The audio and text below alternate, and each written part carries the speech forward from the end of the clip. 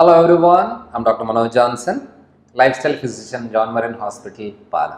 ഇന്ന് നമ്മൾ ഡിസ്കസ് ചെയ്യാൻ പോകുന്നത് ക്രിയാറ്റിൻ കൂടുന്നതിനെ കുറിച്ചുള്ള ഒരു വീഡിയോ ആണ്.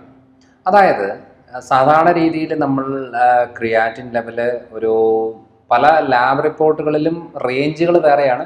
എന്നാലും 0.6 അല്ലെങ്കിൽ 0.7 ടു 1.2, 1.4 അല്ലെങ്കിൽ 1.5 ഇങ്ങനെയാണ് മാക്സിമം റേഞ്ച് ആയിട്ട് കാണിക്കുന്നത്. പക്ഷേ ഇതിനകത്ത് പൊതുവേ ഒരു 1.3 റേഞ്ചിലാണ്, 0.7 ടു 1.3 റേഞ്ചിലാണ് നമ്മളൊരു നോർമൽ റേഞ്ച് എന്ന് പറയുന്നത്. പക്ഷെ എന്നാലും ചില ആളുകൾ ക്രിയാറ്റിൻ്റെ പേടിയുള്ളവർ എന്ത് ചെയ്യും, ഒരു ലാബിൽ ചെക്ക് ചെയ്തിട്ട് അത് 1.3 കാണിച്ചെന്ന് വെച്ചോ, പക്ഷെ അതിൻ്റെ നോർമൽ റേഞ്ച് 1.4 ആയിരിക്കും. ചില ലാബിൽ അത് 1.2 റേഞ്ച് ആണെങ്കിൽ അത് 1.1 കാണിക്കും. അതായത് നമ്മൾ ഒരു ലാബിൽ പോയിട്ട് മാക്സിമം റേഞ്ച് 1.2 റേഞ്ചാണ് മാക്സിമം എങ്കിൽ അവിടെ പോയി ചെക്ക് ചെയ്യുമ്പോൾ നമുക്ക് 1.1 കാണിച്ചെങ്കിൽ അതിൻ്റെ രീതിയിൽ വേറൊരു ലാബിൽ പോയി ചെക്ക് ചെയ്യുമ്പോൾ ആ സെയിം ദിവസം ഒരു അരമണിക്കൂറിനുള്ളിൽ 1.2 1.3 കാണിക്കും. അപ്പോൾ 1.2 പ്രകാരം 1.3 എന്ന് പറയുന്നത് നോർമൽ റേഞ്ചിൻ്റെ മുകളിലാണ്. പക്ഷേ ശരിക്കും 1.4ൻ്റെ റേഞ്ച് വെച്ച് നോക്കും 1.3 നോർമലാണ്. അപ്പോൾ നമ്മളിപ്പോൾ സംസാരിക്കുന്നത് ഈ രീതിയിലുള്ള നോർമലിൽ വരുന്ന ഒരു പോയിന്റ് അങ്ങോട്ടോ ഇങ്ങോട്ടോ വരുന്നതിനെ കുറിച്ചല്ല.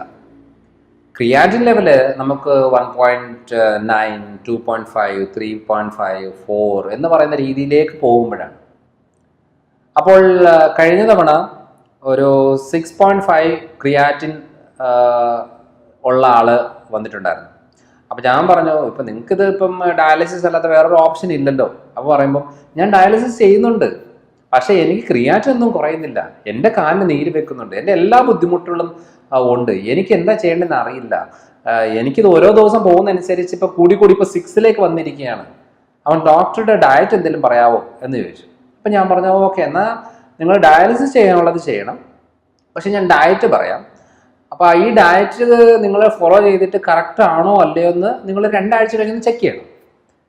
അപ്പോൾ 2 ആഴ്ച കഴിഞ്ഞ് ചെക്ക് ചെയ്തിട്ട് പിന്നെയാണ് നമ്മൾ ഉറപ്പ് വരുത്തേണ്ടത് നമ്മൾ കറക്റ്റ് ട്രാക്കിലാണോ പോകുന്നത് എന്നുള്ളത്. അപ്പം ഞാൻ പറഞ്ഞതിനകത്ത് മെയിൻ ആയിട്ടുള്ള ഡയറ്റ് എന്ന് പറയുന്നത് ഇപ്പോൾ കാരണം ഇപ്പോൾ ഇനി ആർക്കെങ്കിലും ക്രിയാറ്റിൻ കൂടുതലുണ്ട് എന്നുണ്ടെങ്കിൽ ആരും അതിന് വേണ്ടിയിട്ട് ഇപ്പോൾ ഇവിടെ വന്ന് കൺസൾട്ട് ചെയ്തിട്ട് പറയേണ്ട കാര്യങ്ങളൊന്നുമില്ല. ഞാനിത് വീഡിയോയിൽ തന്നെ പറയാണ്.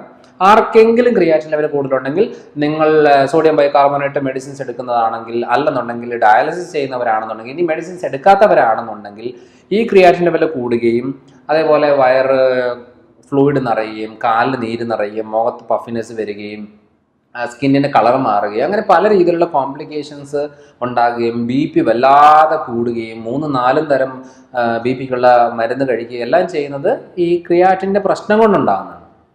അപ്പം അങ്ങനെയുള്ളവർ നിങ്ങൾ ചെയ്യുന്ന മരുന്നുകളുടെ കൂടെ ചെയ്യാൻ പറ്റിയ ബെസ്റ്റ് ഒരു ഡയറ്റ് പ്ലാൻ എന്ന് പറയുന്നത്, നിങ്ങൾക്ക് ഞാൻ എപ്പോഴും പാടില്ല എന്ന് പറയുന്ന അരിയാഹാരം ഇതിനകത്ത് കഴിക്കാം. സത്യം പറഞ്ഞാൽ കഴിക്കേണ്ടത് നിർബന്ധമായിട്ട് മാറ്റി വെക്കേണ്ട കാര്യങ്ങളിൽ ഒന്ന് നോൺ വെജ്, ഇറച്ചി, മീൻ, മുട്ട പറ്റത്തില്ല.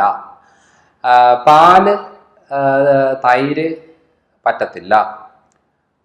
അതേപോലെ തന്നെ വെണ്ണ, നെയ്യ് വലിയ കുഴപ്പമില്ല.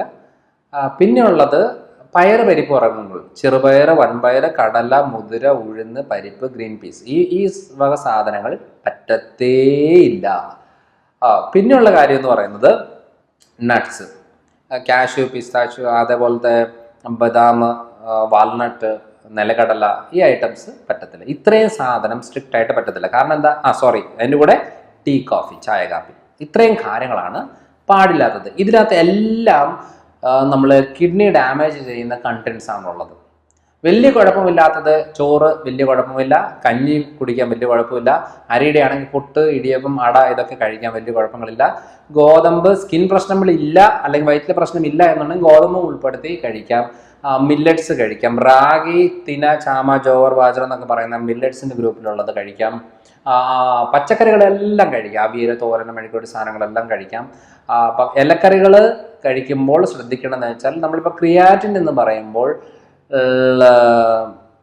മെയിനായിട്ട് ശ്രദ്ധിക്കണം, അതിനകത്ത് സോഡിയവും പൊട്ടാഷ്യവും നമ്മൾ ചെക്ക് ചെയ്ത് നോക്കിയിട്ട് പൊട്ടാഷ്യം ലെവൽ ആകുന്നു എന്നുണ്ടെങ്കിൽ നമ്മൾ ഒരു കാരണവശാലും അമിതമായിട്ടുള്ള പഴവർഗ്ഗങ്ങളോ ഇലക്കറികളോ പാടില്ല. കാരണം അത് റിസ്ട്രിക്റ്റ് ചെയ്തില്ലെന്നുണ്ടെങ്കിൽ പൊട്ടാഷ്യം ലെവൽ കൂടുകയും അതിൻ്റെ ഭാഗമായിട്ട് കോംപ്ലിക്കേഷൻ ഉണ്ടാകുകയും ചെയ്യും. അതുകൊണ്ട് ഇലക്കറികളും പഴവർഗ്ഗങ്ങളും അവിടെ ഇരിക്കട്ടെ, മെയിനായിട്ട് നമ്മൾ ഈ പറയുന്ന കാർബോഹൈഡ്രേറ്റ്സിൻ്റെ ഉപയോഗം ഉൾപ്പെടുന്ന നല്ലതാണ്. ഫാറ്റും വലിയ കുഴപ്പങ്ങളില്ല, എണ്ണയിൽ വറുത്ത് കോരി എടുക്കേണ്ട ആവശ്യമില്ല. എന്നാലും ചെറിയ അളവിലുള്ള കൊഴുപ്പുകളൊക്കെ ഓക്കെയാണ്. മുട്ടയുടെ വെള്ള ഒട്ടും പറ്റത്തില്ല. മഞ്ഞക്കരുവാണെന്നുണ്ടെങ്കിൽ കുറച്ചുകൂടെ ബെറ്ററാണ് ക്രിയാറ്റിൻ്റെ കണ്ടീഷനിൽ. എല്ലാ കണ്ടീഷനിലുള്ള ക്രിയാറ്റിനുള്ള ആളുകളിൽ. പക്ഷെ ആരും മഞ്ഞക്കരുവായിട്ട് കഴിക്കത്തില്ല. അതുകൊണ്ട് പിന്നെ അതിനെക്കുറിച്ച് ആലോചിക്കേണ്ട, ഇറച്ചി മീൻ മുട്ടയൊക്കെ മാറ്റി വെക്കുക. ഇത് ഇത്രയും മാറ്റി വെച്ച് നോർമൽ ഡയറ്റ് ഫോളോ ചെയ്തിട്ട് 2 ആഴ്ച കഴിഞ്ഞിട്ട് ഒന്നുകൂടെ ഒന്ന് ചെക്ക് ചെയ്യണം. ടീ കോഫി കൂടെ മാറ്റണം. 2 ആഴ്ച കഴിഞ്ഞ് ഒന്നുകൂടെ ചെക്ക് ചെയ്തിട്ട് നിങ്ങളിപ്പോൾ 1.5 എന്ന് പറയുന്ന ക്രിയാറ്റിൻ ലെവലാണെങ്കിൽ 100% അത് കുറയും. ഇനി കുറയുന്നില്ല എന്നുണ്ടെന്നുണ്ടെങ്കിൽ നിങ്ങളുടെ ഡയറ്റ് നമ്മൾ എത്ര കൂടുതൽ ഫോക്കസ് ചെയ്തിട്ടും കാര്യം വരത്തില്ല. കാരണം ഇതിനകത്ത് ക്രിയാറ്റിൻ്റെ പ്രശ്നങ്ങളിൽ ഏറ്റവും കൂടുതൽ പ്രശ്നം വരുന്നത് ഹൈ പ്രോട്ടീൻ ഡയറ്റ് ബോഡിയിൽ കയറുന്നത് കൊണ്ടാണ്. അപ്പം നമ്മൾ എന്ത് ചെയ്യും? 3, 4, 5 ഗുളിക BP കുറയ്ക്കാനായിട്ട് എടുക്കും. ശരിയാണ്, അതിനാവശ്യമാണ്. നമ്മൾ സഡൻ ആയിട്ട് BP കൂടിക്കഴിഞ്ഞാൽ പിന്നെ സ്ട്രോക്ക് ആയി പ്രശ്നം ഉണ്ടാകും. പക്ഷേ ഇതിൻ്റെ റൂട്ട് കോസ് കിടക്കുന്നത് കിഡ്നിയിലാണ്, ക്രിയാറ്റിൻ വേരിയേഷനിലാണ്. അതെന്തെങ്കിലും ഉണ്ടെങ്കിൽ അത് നമ്മൾ ക്ലിയർ ആക്കണമെന്നുണ്ടെങ്കിൽ ഡയറ്റിൽ ചേഞ്ചസ് വരുത്തണം. അതുകൊണ്ടാണ് ഈ ഒരു കാര്യത്തിന് വേണ്ടിയിട്ട് നമ്മളൊരു കൺസൾട്ട് ചെയ്ത് ക്യൂ നിന്ന് കണ്ട് ബോധ്യപ്പെടേണ്ട ആവശ്യമൊന്നുമില്ല.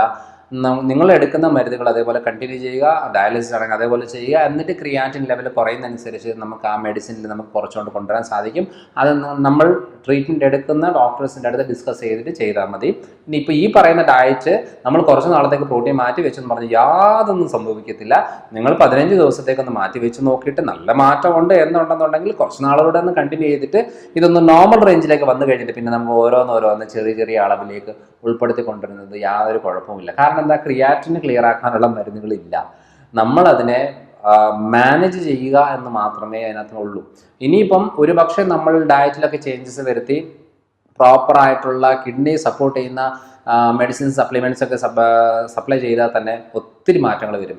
omega-3 ഫാറ്റി ആസിഡ് ഏറ്റവും എഫക്റ്റീവായിട്ട് ക്രിയാറ്റിനെ കുറയ്ക്കാനായിട്ട്, കിഡ്നി സപ്പോർട്ട് ചെയ്യാനായിട്ട് ഹെൽപ്പ് ചെയ്യുന്ന ഒരു പോഷകമാണ് omega-3. വൈറ്റമിൻ ഡി നല്ലൊരു പോഷകമാണ്, വൈറ്റമിൻ ഇ നല്ലൊരു പോഷകമാണ്. ഇതെല്ലാം കോമ്പിനേഷനിലാണ് വേണ്ടത്. അപ്പോൾ ഇങ്ങനെ ഒരു കാര്യത്തിൻ്റെ ഇപ്പോൾ നമ്മളിവിടെ വരുന്ന ആളുകളിൽ 3-4 ടൈപ്പിൻ്റെ സപ്ലിമെൻറ്റ് കോമ്പിനേഷനും ഈ പറയുന്ന ക്രിയാറ്റിൻ്റെ ബുദ്ധിമുട്ടുള്ളവർക്ക് നമ്മൾ കൊടുക്കുമ്പോഴത്തേക്കും നല്ല രീതിയിലുള്ള മാറ്റങ്ങളാണ് അതിന് വരുന്നത്. ഇനി ഇതൊന്നും ചെയ്യാൻ പറ്റിയില്ലെങ്കിലും പ്രോട്ടീൻ കട്ട് ചെയ്തിട്ട് അതിൻ്റെ മാറ്റമുണ്ടെന്ന് നോക്കിയിട്ട് മുന്നോട്ട് പോയാൽ മതി. ഇത് ആർക്കും, ക്രിയാറ്റിൻ കൂടുന്നവർക്കും, IG ലെവൽ കൂടുന്നവർക്കും, യൂറിക് ആസിഡിൻ്റെ ലെവൽ കൂടുന്നവർക്കും, സ്കിൻ ഇൻഫെക്ഷൻസ് കൂടുന്നവർക്കും, IBS രീതിയിലുള്ള സ്റ്റൊമക്ക് റിലേറ്റഡ് ആയിട്ടുള്ള പ്രശ്നമുള്ളവർക്കും ഇതെല്ലാം പ്രോട്ടീനാണ് പ്രശ്നം. ആ സത്യം മനസ്സിലാക്കി കഴിഞ്ഞാൽ പിന്നെ നമ്മൾ കുറേ മരുന്നോ കുറേ ചികിത്സ എടുക്കേണ്ട ആവശ്യം വരത്തില്ല. ചെറിയ മോഡിഫിക്കേഷൻ വരുത്തിക്കൊണ്ട് പോയാൽ തന്നെ നമുക്ക് ഈസി ആയിട്ട് ഈ കാര്യങ്ങളിലൊക്കെ നല്ല മാറ്റം വരാൻ സാധിക്കും. അപ്പോൾ അടുത്തൊരു വീഡിയോ ആയിട്ട് വരാം. ബൈ.